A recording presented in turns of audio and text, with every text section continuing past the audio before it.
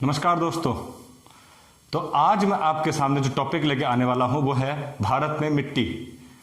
भारत में मिट्टी किन किन जगहों पर कैसी दशाएं पाई जाती हैं, उनसे क्या क्या हमें मिलता है। तो आज हम बात करेंगे भारत की मिट्टी पर। तो मित्रों मेरे साथ बने रहिए और वीडियो को पूरा देखिए और चैनल को सब्सक्राइब करिए। सबसे पहले हम भारत का नक्शा बनाना सीखते हैं। नक्शे के लिए आपको एक सीधी रेखा लेनी है। रेखा लेने के बाद आप इसको इस तरह से घुमाकर इसको कश्मीर बनाना है। देखिए आप मेरे साथ बनाते जाइए। अगर आप बना रहे हैं तो ये है उत्तराखंड। यहाँ से आपको ये लेना है धारचूला का क्षेत्र और ये आपको पूर्व की तरफ बढ़ा देना है। ऊपर ये सिक्किम को उठाना है। सिक्किम से यहाँ से आपको भूटान लेना है। ध्यान रहे ये आपका वो इलाका है अरुणाचल प्रदेश का। फिर आपको ये त्रिपुरा बनाना है। त्रिपुरा के बाद आपको बांग्लादेश बनाना है। बांग्लादेश के बाद आपको ये पूर्ववर्ती तट उड़ीसा का। फिर आपको ये नीचे को लेके जाना है। ध्यान से देखते जाइए आप।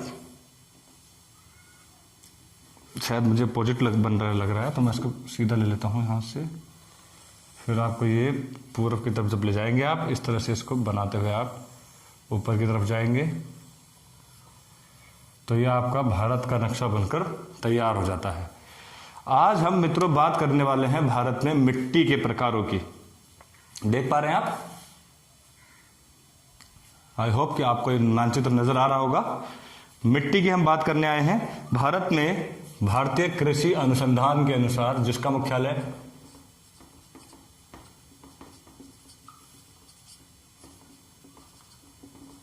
मुख्यालय नई दिल्ली में है, भारत में 8 प्रकार की मिट्टी पाई जाती है।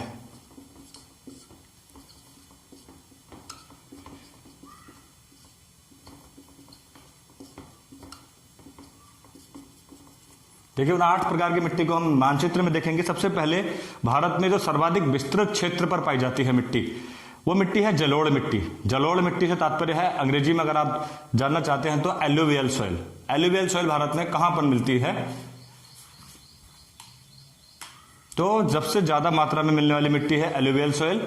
वो भारत के उन क्षेत्रों में मिलती है जहां पर गंगा या ब्रह्मपुत्र के मैदान निर्मित हुए हैं। जलोढ़ मिट्टी से तात्पर्य यह है कि एक नदी आई अपने साथ ऊपर पहाड़ों से बड़े बड़े पत्थरों को अपने साथ, क्योंकि पहाड़ों से जब पत्थर गिरते हैं तो नीचे चूरा सा हो जाते हैं, टूट के फूट के चूरा हो जाते हैं। और जब वो मिट्टी प्लेन में आती है, देखिए ये पहाड़ है, जब ये मिट्टी प्लेन में आई नदी के साथ, बड़े बड़े पत्थर टूटे चूरा बने नदी के साथ आए और प्लेन में आते ही वो तट के किनारों पर जमा होने लग जाते हैं। इस तरह से देखिए जमा हो गए।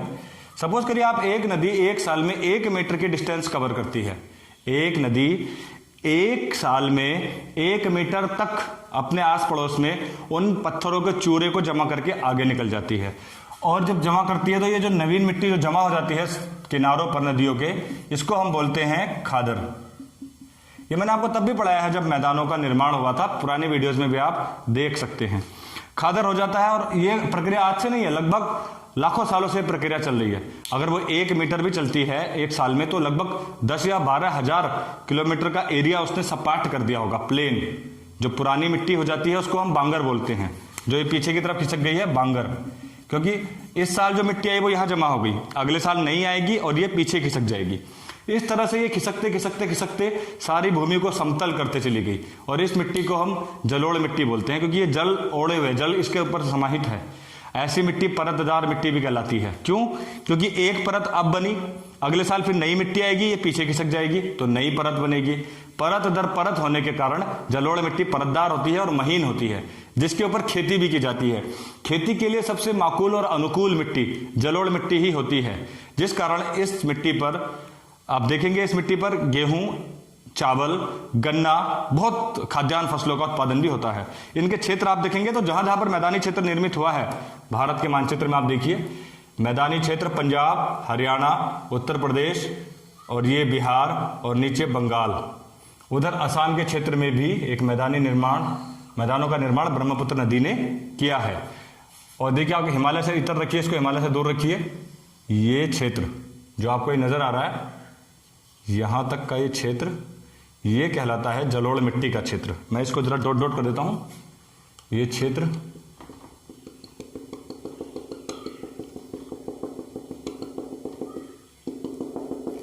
इसके अंतर्गत आने वाले राज्यों के नाम मैं आपको बता देता हूं। इसके अंतर्गत आने वाले राज्य हैं, देखिए, पंजाब, हरियाणा, उत्तर प्रदेश, उत्तराखंड का तराई क्षेत्र, उत्तर प्रदेश, बिहार, बंगाल और असम। फिर से नोट करिए आप, पंजाब, हरियाणा, उत्तर प्रदेश, बिहार, बंगाल और असम। ये वो क्षेत्र है जहां पर जलोढ़ मिट्टी हमें मिलती है। देखिए जलोढ़ मिट्टी का क्षेत्र ये क्षेत्र है जो आपको यहां पर दिख रहा होगा। जलोढ़, देखिए भारत की 8 प्रकार की मिट्टी में 3 चीजों की कमी पाई जाती है, नाइट्रोजन,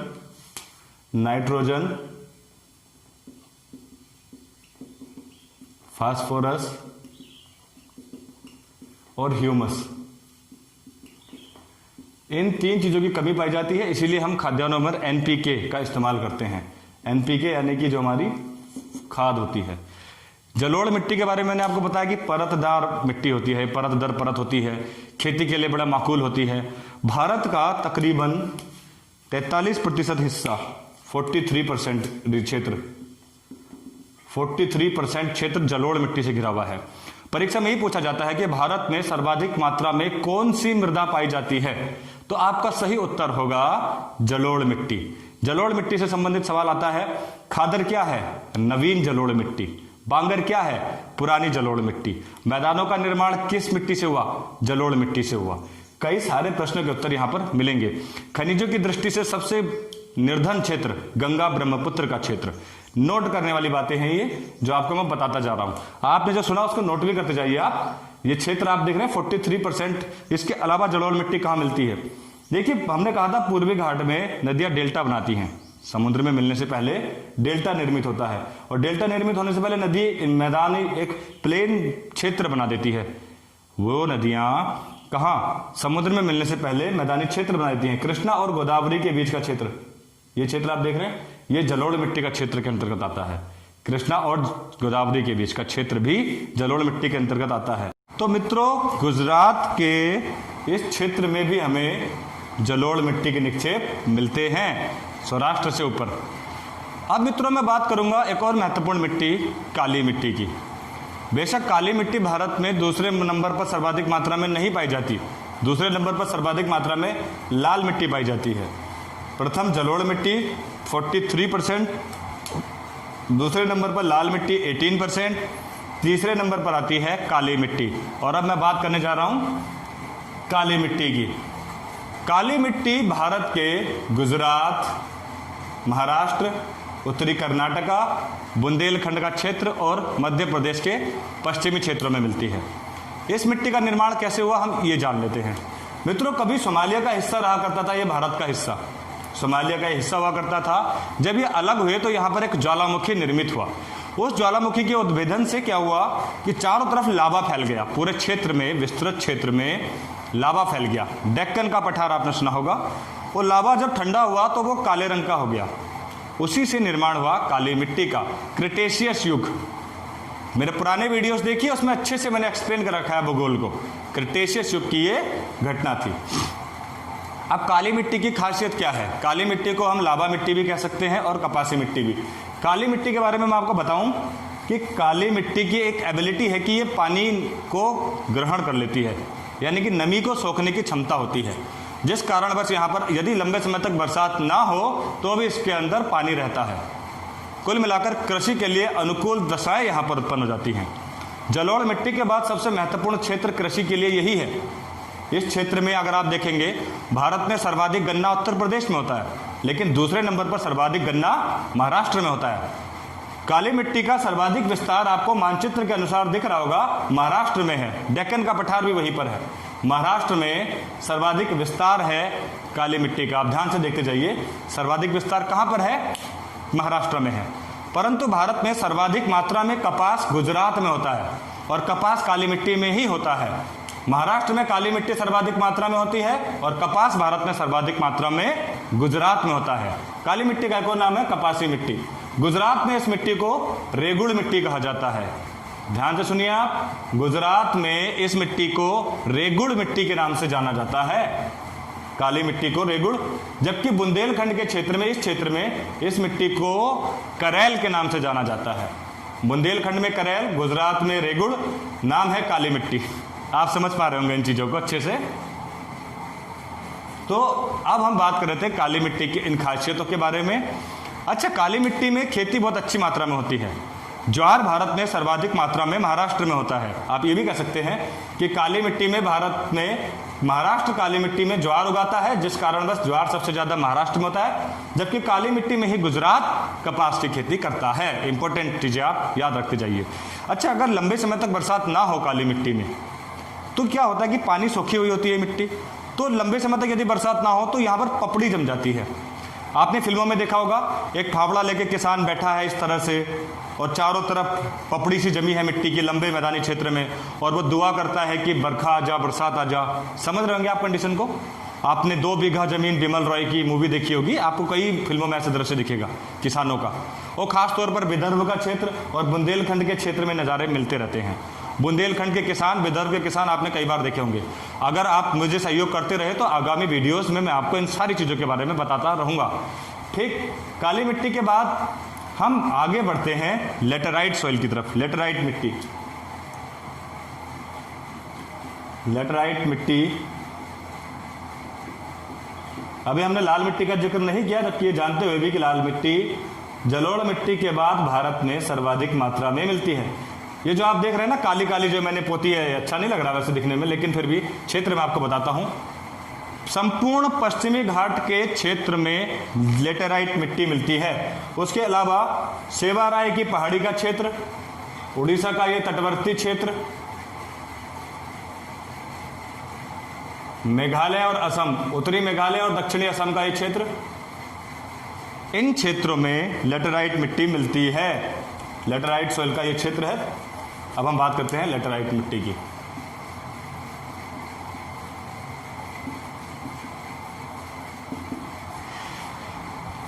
लेटेराइट मिट्टी का रंग लाल होता है। लाल होता है लेटेराइट मिट्टी का रंग किसकी वजह से? एल्यूमिनियम और आयरन के ऑक्साइड की वजह से। Al प्लस Fe का जो ऑक्साइड्स होते हैं,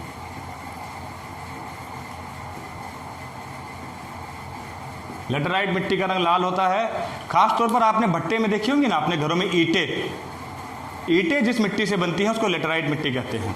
उपयुक्त दशाओं की अगर मैं बात करूं तो पश्चिमी घाट का ये वो क्षेत्र है जहां पर सर्वाधिक मात्रा में बरसात होती है। ये गीली मिट्टी होती है क्योंकि इसमें नमी ज़्यादा होती है, चिपचिपी भी होती है, बहुत ज़्यादा पानी की मात्रा होती है। यानी कि उन क्षेत्रों में ये मिट्टी मिलती है जहां पर अत्यधिक मात्रा में बरसात होती है। बात को सुन रहे हैं आप? अत्यधिक मात्रा में बरसात होती है, उन क्षेत्रों में ये मिट्टी हमें मिलती है। इस मिट्टी की खासियत क्या है लेटेराइट मिट्टी की? अब आप इसका जन्म कैसे हुआ? अत्यधिक वर्षा होने से इस मिट्टी का रंग लाल हो जाता है आयरन और एल्यूमिनियम के ऑक्साइड के कारण। ध्यान से आप सुनते जाइए। ये क्षेत्र है इसके महाराष्ट्र, कर्नाटका, संपूर्ण गोवा में लेटेराइट मिट्टी मिलेगी, केरला और साथ ही तमिलनाडु का सेवाराय का क्षेत्र। रंग Fe और आयरन के कारण इसका लाल हो जाता है। सर्वाधिक वर्षा वाले क्षेत्र हैं क्योंकि वर्षा अत्यधिक वर्षा वाले क्षेत्रों में चाय और कॉफी का उत्पादन अत्यधिक होता है। कर्नाटका में कॉफी, भारत में सर्वाधिक मात्रा में कर्नाटका में कॉफी होती है, और असम में चाय। असम में चाय के लिए ये मिट्टी बड़ी प्रसिद्ध है। आप समझ गए हैं लेटेराइट मिट्टी के बारे में। चौथे नंबर पर लेटेराइट मिट्टी आती है। अब हम बात करते हैं पर्वतीय मिट्टी की।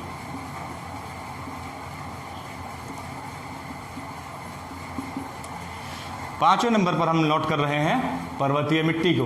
पर्वतीय मिट्टी भारत के पर्वतीय क्षेत्रों में नजर आती है।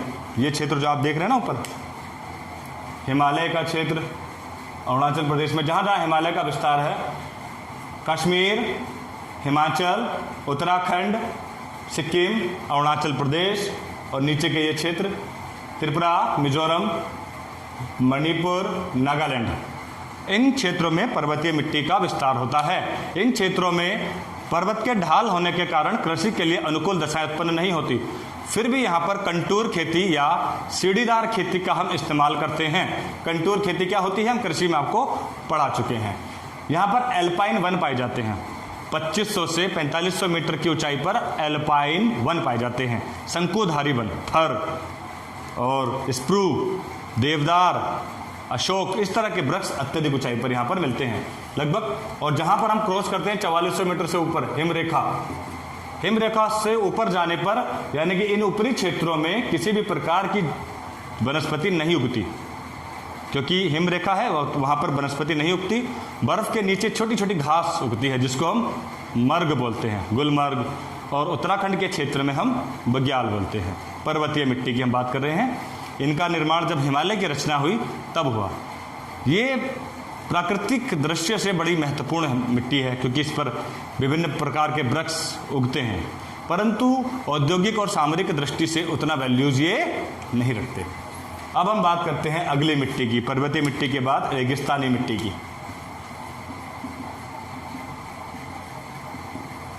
रेगिस्तानी मिट्टी रेगिस्तान के क्षेत्रों में मिलती है। ये वो क्षेत्र है रेगिस्तानी मिट्टी का।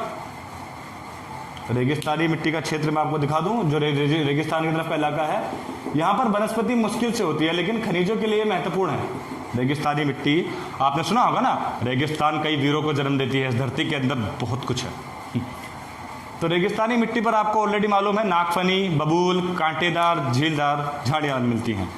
लेकिन इन्हीं रेगिस्तान की मिट्टियों में उदयपुर और रामपुर अगुचा के क्षेत्र में सीसा, जस्ता सर्वाधिक मात्रा में मिलता है। अगर आप इंटरनेट पर सर्च करेंगे भारत में सर्वाधिक मात्रा में सीसा कहाँ मिलता है, उत्तर होगा राजस्थान। पर्वतीय मिट्टी के बाद मैं जलोढ़ मिट्टी के क्षेत्र को और मिला देता हूँ। लगभग ये जलोढ़ मिट्टी का क्षेत्र काफ़ी विस्तृत है। देखिए, जिस क्षेत्र में काली मिट्टी और जलोढ़ मिट्टी मिलती हैं आपस में, ये आप देख रहे हैं महाराष्ट्र में काली मिट्टी और जलोढ़ मिट्टी का बॉर्डर। एक जगह यहाँ पर ऐसी पड़ती है जहाँ पर ये दोनों मिट्टी मिक्स हो जाती हैं, काली मिट्टी और जलोढ़ मिट्टी। वो जो जब मिट्टी मिक्स हो जाती हैं तो ऐसे क्षेत्र को बोला जाता है दोमट।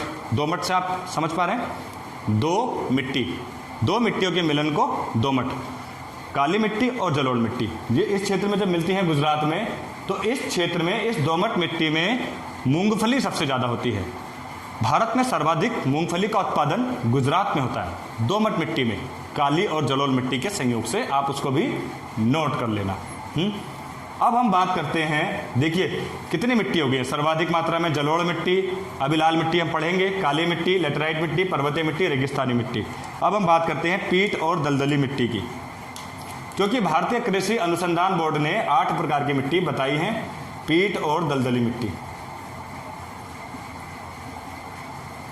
यह आपको नाम से ही स्पष्ट हो रहा होगा। दलदली मिट्टी जिसमें पानी की मात्रा अधिक हो, सर्वाधिक हो, अधिक जलवायु। पानी की मात्रा लेटराइट मिट्टी में थी, लेकिन जब पानी से भी ज़्यादा जब लेटराइट मिट्टी में मिट्टी की संख्या, मिट्टी ज़्यादा थी, पानी कम था। लेकिन तब क्या हो, जब पानी ज़्यादा हो मिट्टी कम हो, यानी पूरा दलदली क्षेत्र, इस क्षेत्र को बोलते हैं पीट और दलदली। निश्चित तौर पर यह तटवर्ती इलाकों में ही मिलेगी जहाँ पर समुद्र का किनारा होगा। केरला में इसको पीट मिट्टी कहा जाता है। देखिए आप, ये केरला का क्षेत्र, यहाँ पर इसको पीट कहा जाता है, जबकि इस क्षेत्र में डेल्टा वाले क्षेत्र में, यहाँ पर डेल्टा वाले क्षेत्र में इसको दलदली मिट्टी कहा जाता है। ये क्षेत्र, इस तरह की मिट्टी में मैंग्रोव वन पाए जाते हैं। मैंग्रोव वन सर्वाधिक मात्रा में पश्चिमी बंगाल में पाए जाते हैं। पीट और दलदली की मैं बात कर रहा हूँ। उन क्षेत्रों में सुंदरी नाम का वृक्ष पाया जाता है। सुंदरवन डेल्टा का क्षेत्र, आपने देखा होगा उनकी जड़ें समुद्र के अंदर ही रहती हैं। पीट और दलदली मिट्टी, आप समझ पा रहे हैं, अत्यधिक वर्षा वाला क्षेत्र। मित्रों, हम अम्लीय और क्षारीय मिट्टी की बात करते हैं। जिन क्षेत्रों में किसान ज़्यादा सिंचाई कर देते हैं, वहाँ पर आपने देखा होगा फफूंदी सी पड़ जाती है सफ़ेद रंग की।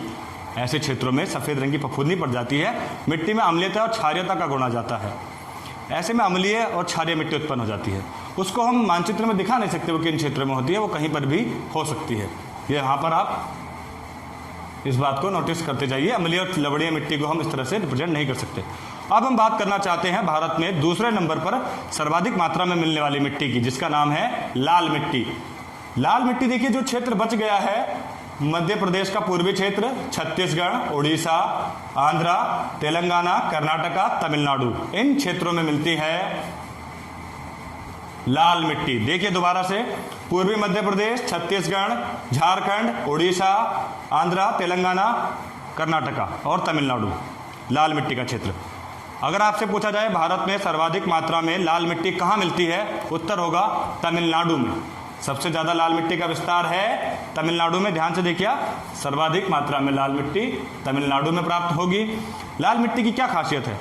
लाल मिट्टी का रंग लाल आयरन ऑक्साइड की अधिकता के कारण पड़ा है। लाल मिट्टी का रंग लाल आयरन ऑक्साइड के कारण पड़ा है। ये कठोर मिट्टी होती है क्योंकि आप देख रहे हैं छोटा नागपुर का क्षेत्र भी इसी में आता है। कृषि के लिए भले ये मिट्टी इतनी महत्वपूर्ण ना हो, लेकिन ये मिट्टी खनिजों की दृष्टि से सबसे महत्वपूर्ण है। भारत में खनिजों की दृष्टि से सर्वाधिक महत्वपूर्ण मिट्टी कौन सी है? लाल मिट्टी। बिल्कुल अपोजिट है जलोढ़ मिट्टी के। जलोढ़ मिट्टी कृषि के लिए सबसे उपयुक्त मिट्टी है, परंतु खनिजों की दृष्टि से सबसे निर्धन क्षेत्र है। उसका अगर मैं उल्टा कहूं कि कृषि के नजरिए से सर्वाधिक निर्धन क्षेत्र लाल मिट्टी, परंतु खनिजों के दृष्टिकोण से सर्वाधिक संपन्न क्षेत्र है लाल मिट्टी का।